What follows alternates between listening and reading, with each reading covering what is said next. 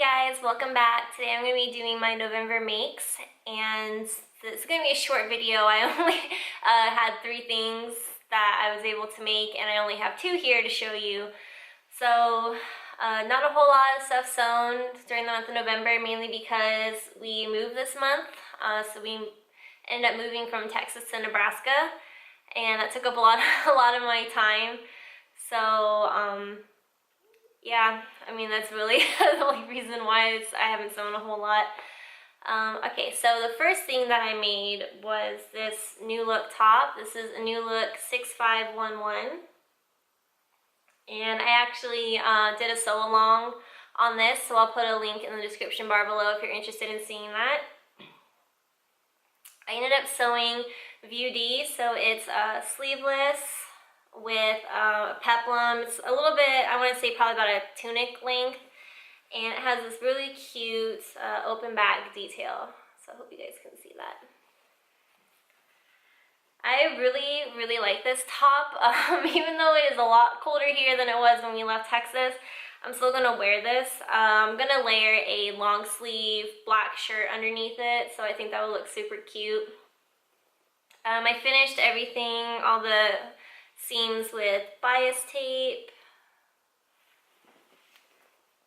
and the fabric that I use is a black and white check that I picked up from Hobby Lobby. It was about $6.99 a yard, and they always have coupons for 40% off one item, and it's always on their website. So I used that, and it ended up being a lot more affordable. So this pattern, super simple. I think this would be a great pattern for a beginner. However, the only problem I had was the fit of this top. So with that being said, I'm going to re-sew this up in the smallest size that they have, because I measured at a size 10 and I sewed a size 10, and it ended up being huge, like super huge. Like you could fit 2 of me in that top.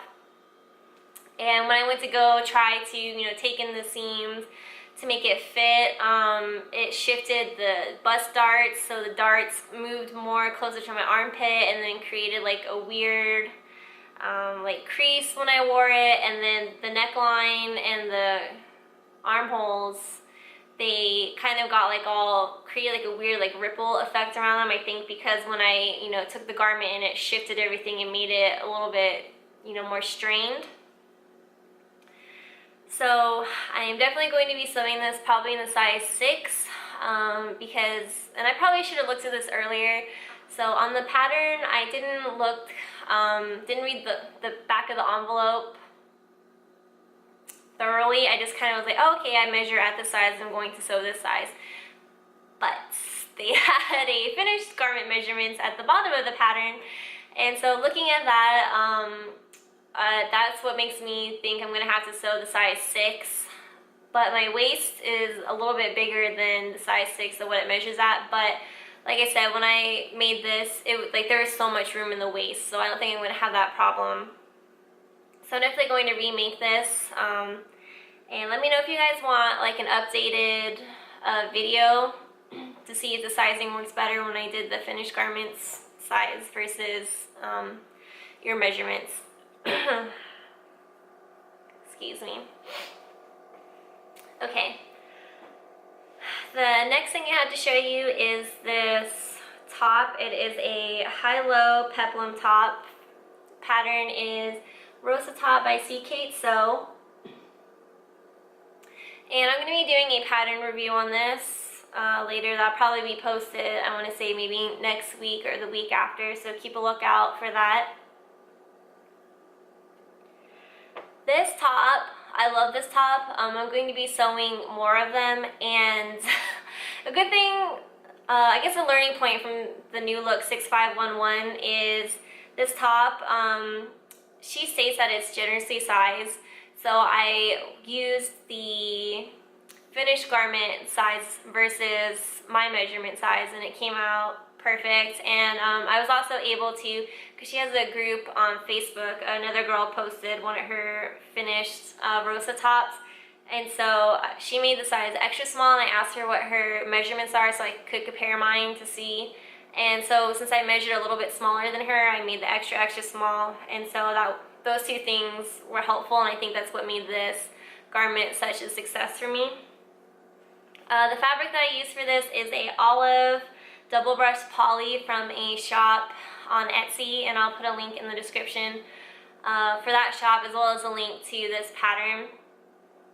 This fabric is heavenly. Like, ooh, I love it. It's so soft. It drapes so nicely. It sewed fantastic. I had no issues with it like stretching out on my machine. I had no issues with my machine eating it. It didn't curl at the edges when I cut it, which was really nice. This fabric, it's heavenly. And I'm definitely going to be ordering more, and probably different colors as well, to make some more rosas or just some regular t-shirts. Okay. And then the third item that I made, unfortunately I don't have a picture of it or the have it to hold up, because it was a gift from my friend. She's expecting her second baby, so she wanted a Carolina Panthers car seat canopy, and she couldn't find any online. So she asked me if I could make her one, and I did. I wish I had a picture to show you guys. I probably should have taken a picture before I gave it to her, now looking at it. But the pattern that I use is from an Etsy shop, and I'll put the link in the description bar below. So what I did was I used some Carolina Panther fabric. It was the black background with like the Panthers, in the blue color.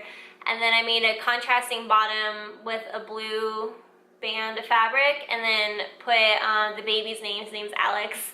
I appliqued that in black fabric on one side of the car seat canopy. And I actually really liked the canopy. It had a zipper up the middle, so she can unzip it and kind of peek in on him to make sure he's okay. If it starts getting warmer, she can open it up a little bit, because I did line it with flannel just because he's going to be due in, I believe she said February, and they live in Illinois, so I wanted to make sure he was nice, had some insulation to be nice and warm. And in the summertime, she can just kind of flip one side open and get some ventilation in there. Yeah, pretty simple. So it did take up a lot of fabric. I want to say probably about 4 yards total of fabric. So that was for the lining, the outer fabric, and the loops that get put onto it to hold it onto the handle of the car seat.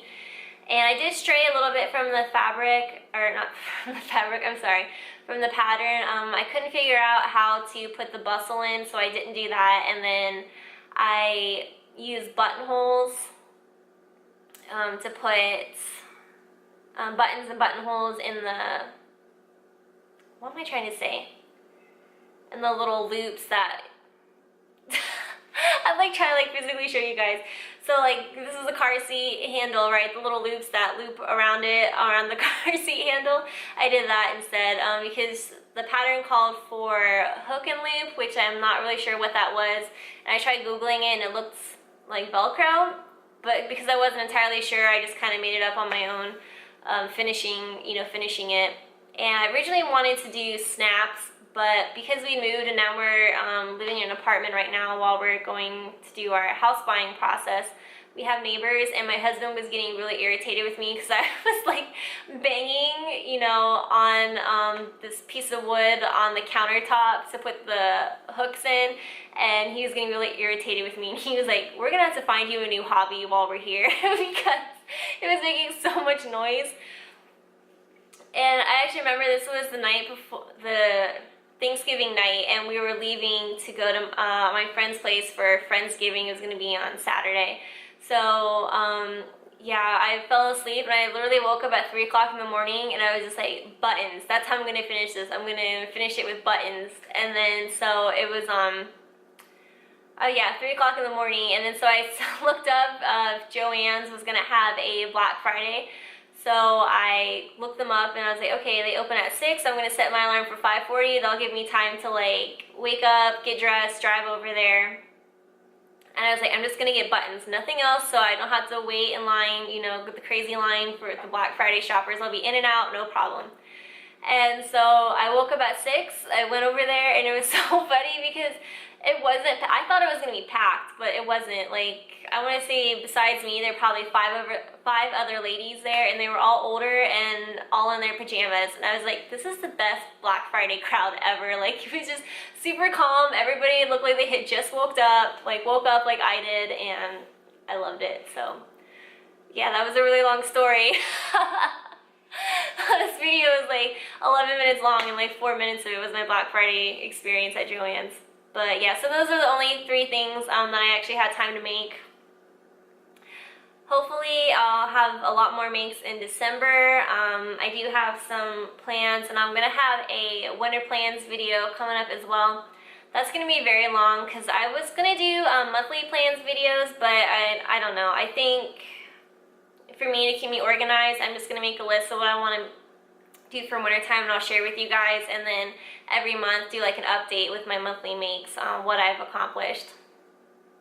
And yeah, that's all I have for you guys. So let me know what you made this month, and if you're on Instagram, I'd really love to see what you've made. I'll put something here or here, I don't know where yet, with my Instagram username. It's Married with Dogs. So yeah, I would love to connect there and see what you guys have made. And so, yeah, awkward pause. Alright, bye guys, I'll see you next time.